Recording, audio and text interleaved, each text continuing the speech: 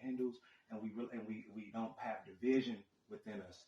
You know what I'm saying? Is that's when we realize the God that's within ourselves, and then but at some point in time, we're going to we come into spiritual things, and we understand that we don't even have to keep ourselves bound to this earth.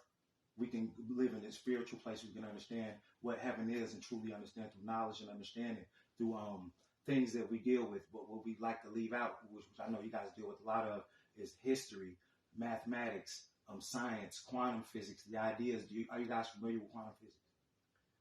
Not too familiar. Okay, so like these are things that when even in the Bible says our people shall perish through lack of knowledge. You know, so we got to have knowledge in order to gain the understanding. Do we realize?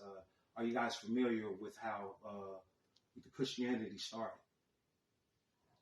Depends on like Christianity itself. Like the Catholic Church. How was the Catholic?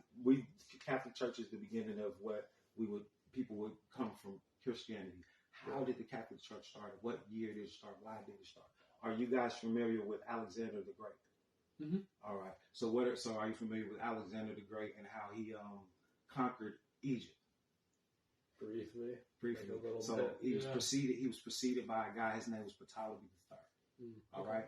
At that point in time, Ptolemy III, when there was the Egyptians had a priesthood was almost identical to the Catholic Church. All right. The Ptolemy III wanted them to honor him as the chief priest, which would be the king of the land, which would be a god with a lower G. He would rule the land as though they honored their pharaohs. So if they didn't want to give him that, he went throughout Egypt. He killed temple after temple with all of the priests till he got to a place called Memphis. When he got to Memphis, that was down the Nile. They didn't want to die, so what they did is they gave him a version of their priesthood, but they gave it to him in a